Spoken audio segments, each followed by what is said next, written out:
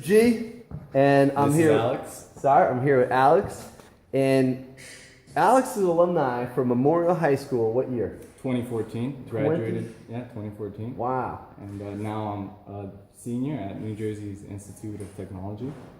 And he came back to give back and give advice and see what we're up to. And right now is the after-school program. This is the STEAM Academy. Now, what's your major over there at NJIT? So right now I'm majoring in electrical computer engineering technologies, and I came with two fellow classmates, Danny and Beatrice. We're gonna meet them later. Shortly Okay, from cool. the SHPE Club, but we'll get into that. What club? SHPE. It stands for the Society of Hispanic Professional Engineers. Awesome. Yeah. Awesome. Okay, we're gonna meet them. But you were my student. I was. This is so awesome. I was your student.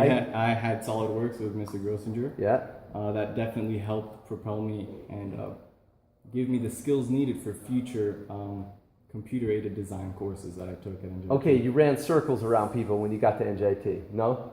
I did pretty well. There were some very smart people at NJIT, and they also do very well. But it gave you a head start. Yeah, definitely. And so just so you know, SolidWorks is a three-dimensional solid modeling program. It's kind of the successor to AutoCAD and all the two-dimensional ones. So you did that, and then how far did you get with that? Did we ever build, what did we build in that class? Do you remember? I think the furthest I got in your course was the race car assembly. Oh, nice. Yeah, okay, cool. We did different race car components, and it was like a Lego kit or something, yeah, right? Exactly. So they had Legos in SolidWorks. They put it all together. It was pretty cool. I can link that lesson if you guys want to try it. But anyway, but more importantly, man, you're a senior at NJIT. Time flies. Time does fly. Oh my God. I started here in 05. We actually have a new teacher starting tomorrow. Really? In the Woodshop. He replaced pretty much Mr. Canito's position. And a new guy, he's great. He's a cabinet maker. Oh man, he's cool. Fascinating. And we have Mike Clasura here, but before that you had, who was your woodshop teacher? Mr. Capadonna. Mr. Capadonna Awesome. was my woodshop teacher, and then I had Mr. Rodriguez my senior year, which was the first year of the robotics course. Oh, Yeah. Jesus Fernandez. Jesus Fernandez. Oh, so you had a robotics class. Yeah, that was the first year Memorial had the robotics class. That was a huge decision for them because they hadn't hired a new position in, it must be 20 years or something like that, maybe, or ever. They hadn't expanded. They as people retired, they let people go and they let positions go. And then I was talking to them years ago, and I said, "Look, robotics is huge. Capadano and Canito are going to leave at some point. That must have been about 4 years ago. Mike, how many years ago? When did you start? High school and middle school. When did you start high school? 2014. So Canito left in 2014 with Capadano and then was replaced by Clasura, and then we had this other guy. He only stayed for a bit. I'd say that was sort of like the foundation of STEM and design. Yeah. Like the woodshop courses and your SolidWorks course. And I think that year with Mr. Fernandez that I had robotics, that was like the first year that STEM started being taken a little bit more. Right. There were more STEM courses. Now you guys have the STEAM program. Right. STEAM is just you add the A and it becomes art. Yeah. So it's science, technology, engineering, art, and math. But the art part could be language arts, so it could be about writing, about what you're doing. So the blogs and the videos and stuff like that, those are important. Definitely. That's cool, man. Yeah. So what advice would you give students that are now taking classes in here and about college or preparedness, or if you could talk to yourself from when you graduated, because basically I just teach the way I wish someone was teaching me. Exactly. Which might not be the best way, but it's the only way that I can think about helping people. And I always appreciated you as a professor, as a teacher, because you're always very authentic and you did things your way. But somehow, me personally, I managed to learn, and I think other people, at least my immediate friends group, they appreciated that. I appreciate that's cool, man. Thanks. So what would you say to someone? Okay, so I can only speak from my position, from where I am now, from my experience and trajectory from high school into college, and now graduating college. So I think I would tell myself to definitely have fun, hang out with friends, goof off, but to prioritize schoolwork, to learn for yourself, and to actually understand the knowledge being taught to you. To go above and beyond what the professor is teaching you, and to think long term as to what you would like to apply that knowledge towards. AP courses are also just switch sides here. Go ahead, yeah. AP courses are also super important. They give you credit for college. And Wait, so now when you're talking about this, right? Let me just switch. Okay, go over here. Yeah, sorry. Yeah. So when you're saying learn for yourself, you know, I can relate, and I want to elaborate on that so people understand. Of course, you learn for yourself, but what does that mean? When I first got to college, I didn't do well because I just sort of did what the minimum, and then I would be late on projects, and this doesn't work. You can fail out of school doing that. The first year, I actually almost failed out. A lot of times, students focus on exams and exam grades, Right. and they sort of don't actually. Cramming doesn't work. Right. You Yeah. know It's not going to immediately, happen. But you want to actually retain the information. So what I would do is when I went to Bergen, I went to Syracuse first. Okay, I'll be honest. I fell out of Syracuse because when I first went there, I was not prepared. And then the second year, I went to Bergen, and I went there just to prove to myself that I could do it. And what I would do is, if a professor gave me an assignment, I wouldn't leave the school until it was done. Yeah. I wouldn't wait. I'd be like, oh, okay, do it later. No, I'm doing it now. And you don't have to be so aggressive, but the aggressiveness, you got to think aggressively about your education and not so much like... I think aggressive energy, when channeled correctly, is very strong motivator. Right. And it helps drive you to do things you never would have imagined possible before. Yeah, that's and also true. the motivation to help others and to be a positive example for where you were and for people around the world who Yeah. are also trying to do great things. That's awesome, man. That's awesome. My arm's getting tired. Okay, but so, all right, cool. So we're here in the wood shop, and we're here with Alex, and it would be cool to... the giant trebuchet. Oh, yeah, so one of the huge projects you worked trebuchets. on, right? I don't know if you can see this, but up here... We found the mini trebuchets, but now this is taking a completely next level.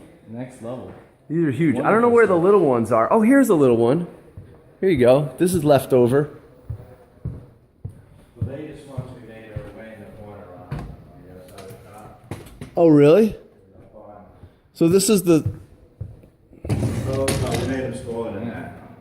Yeah, this one's really nice. It's even sanded on the top here. Yeah. Everything's really smooth. The wheels, I don't remember the wheels being a thing before, but Yeah, well, actually, we bought bins and also we got those different sizes. Yeah. And this is Mike Clasura. Say hi. Okay. Now where's the... You have current ones? Yes, and way in that corner over there on the other side. On the other side? They want All right. the cabinet. Okay, we'll go find those.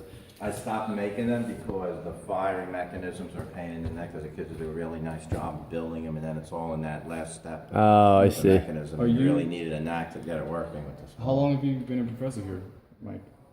This is my fourth year. 2014, he replaced Mr. I Canito. used to teach at the middle school also. Okay. Nice to have that program. Yeah. Nice. Yeah, so I was the year I graduated, so that's why. Yeah, Just- and Mike's done some machining. He worked in industry and whatnot. All right, so I want to meet your friends that you brought with you. Definitely.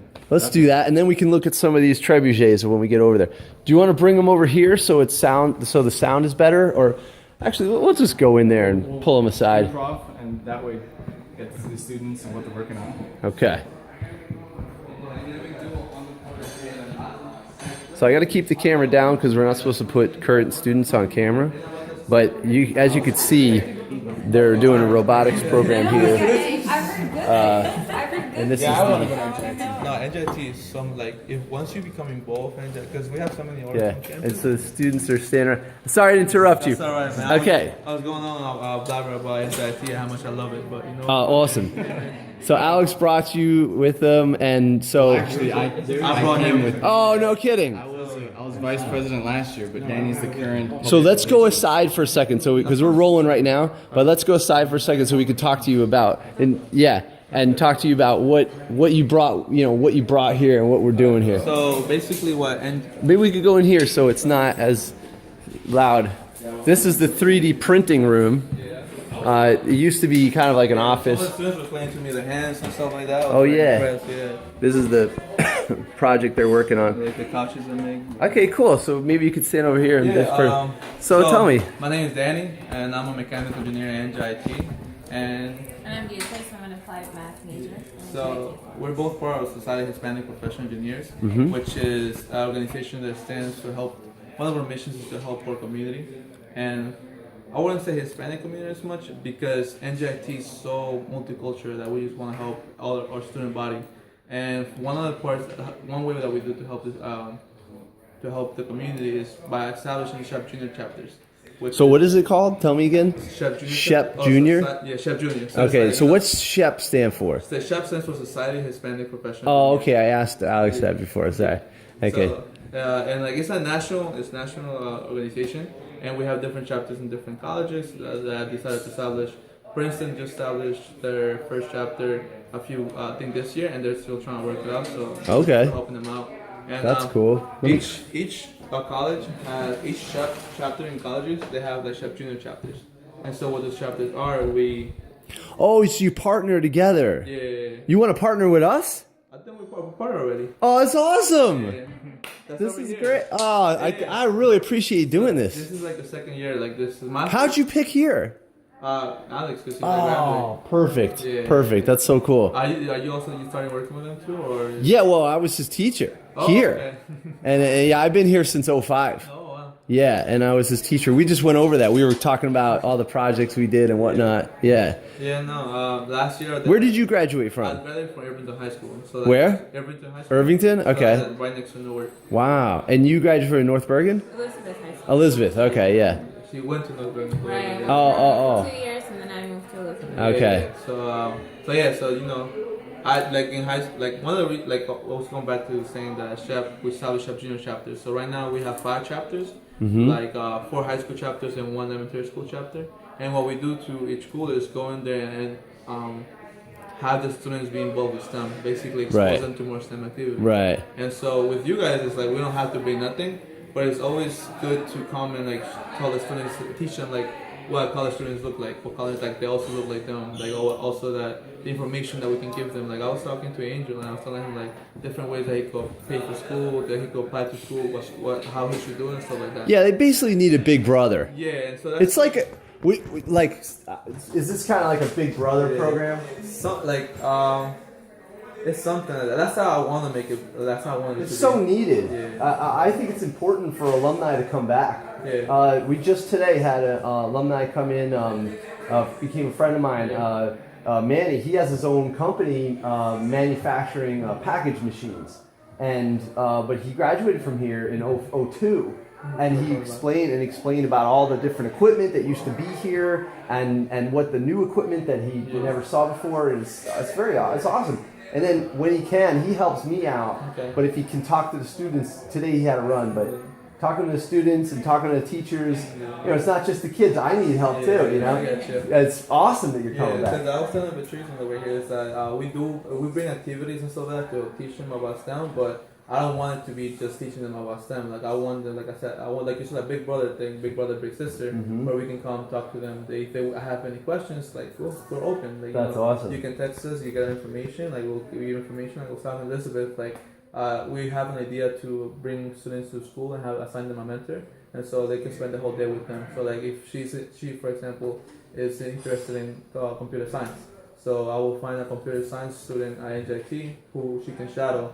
And spend the whole day with them. Yeah. And that way it's easier for her when she has to pick what major she has to do. It's easier for her. Because me as a mechanical engineer, I didn't do nothing like this in high school. Right. But when I took my first engineering class, that's when I realized I really want to be a mechanical Right. engineer, and that was a whole year for me to do Wow. that. So it's like a whole year after starting school. So if we can expose that, we can give that kind of experience to the students Early on. Yeah, that saves them money. that Saves them time and money. Stress too, because Yep. they stress a lot from. So this leads me to two questions that I always ask alumni on camera so that I can convey this to other people is, like, basically, what advice would you give students that are what would you say to yourself when you were in high school to prepare you for what your next step? And then also, what would you say to administrators or school boards that are considering a STEM program or have one and what to do next?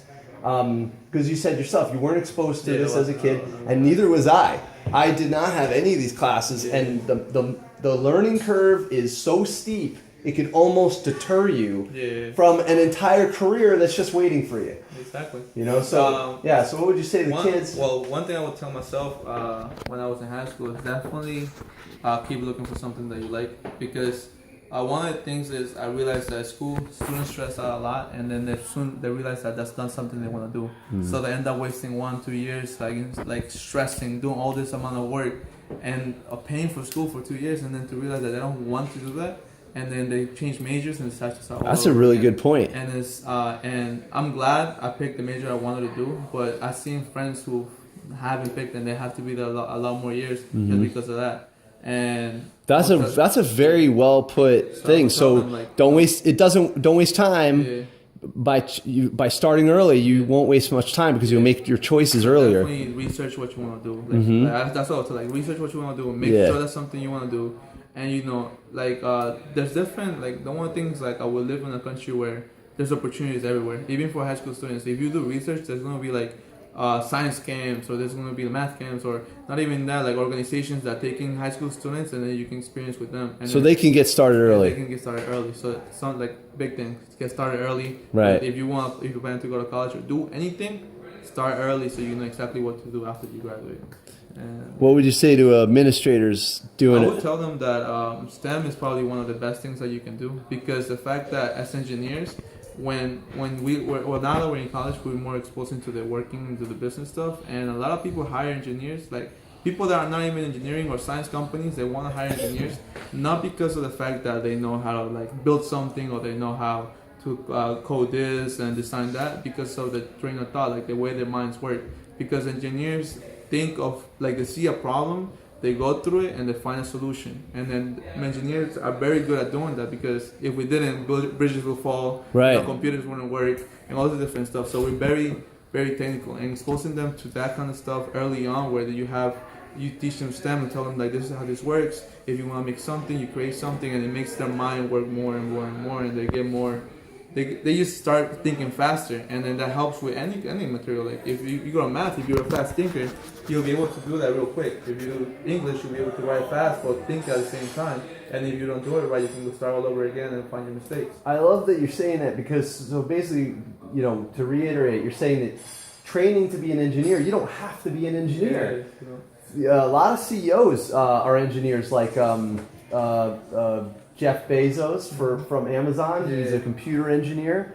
Elon Musk of Tesla and SpaceX, he's a computer engineer. And what happens is that not so much that you're in engineering, but you learn the physics and you learn that first principles idea where how do you go from scratch, or how do you go from analogy. That's that Elon Musk thing. And the fact that you can apply it is just irritates that in your mind, and then you become really good at it, where you're everything you see, you're thinking, how can I fix this? How can I solve this? And all that different stuff. Even in real life, if there's a problem, you have to think of how to fix it. You don't get stuck and you just keep trying. You go from the beginning, how did it become a problem? You fix it, and then you have the solution. That's cool. Yeah. So STEM is just and then exposing them to them, because we're moving into a world where it's heavily STEM involved. Everything we do is going to be automated, and then people are going to start automated. Yeah. Definitely. Yeah. People need big time. Someone could be recording this for us in the future. We can use a robot. It'll be like a flying drone right next to us. I mean, they have that already. Yeah. They have that. It's real. And then it's if they are involved and they see that's happening, maybe it also helps them decide what they want to do in the future, because even if, let's say I want to go to medicine and I was exposed to biochemical engineering early on in high school, it helped me because I'm like, oh, this is how I could help. If I become a doctor, this is how I could help. Like biomedical engineers, they do something with prosthetics and they are heavily involved in this stuff like that. Right. And so if students are getting exposed to that, they can be like, oh, I want to do something that deals with this. So they can start, it narrows down the decision, like, oh, now I want to be a doctor, I want to be a surgeon, Right. or maybe I want to go to engineering. And it gives them better options. I had a student come to me and say, oh, I want to be a doctor, so I don't want to study engineering. Yeah. And I said, when was the last time you went to a hospital and you saw they were using like candle lights? Yeah. What are they using? What are they using? It's all done by eye, by hand. They feel like all the machinery. guesswork. Have to be It's all machineries. Yeah. There's robots. There's for the Yeah. Da Vinci robot does surgery. So basically, they're engineers, but for the body. Yeah. So it's like that's what I tell students. Like, Yeah. like me when I was in high school, like I wanted to be a psychologist, teacher, and I wanted to go to school for culinary. Oh, cool. Yeah, None yeah, of yeah. those had to do anything with engineering. Right. I didn't like engineering, wasn't in my mind. But once I found out about engineering, I was like, I could literally go engineering Yep. and still do all those things. Yeah. And it's like engineering just is very broad, and it helps Yeah, so it many is things. broad. So I mean, I wish I had this in high school because Wow. imagine what you could like. I could have learned so much more. Like it also keeps like it gives you that mindset of doing research, and then you see something cool and you're like, oh, I wonder how everything like, especially high school students. We're very well. I was very like I wanted to find out more and more and more, but because the school didn't offer me the opportunity to find out more, Yeah. it's just I was blocked and like locked into like the I ones.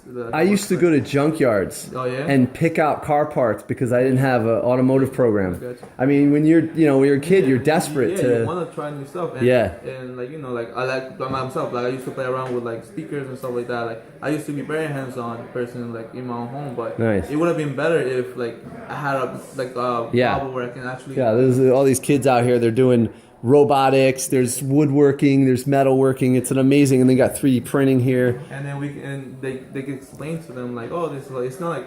It's like that's something very interesting, and students are want to do that instead of like going home. Like I've seen students stay, like they want to stay after school. Yeah. They want to stay here. They don't want to go home. And You know, it's funny. They'll probably take it for granted. They'll go to get to college, and they'll be like, they'll say to the other kids, "What do you mean you didn't have a 3D printing Yeah. office in your high school?"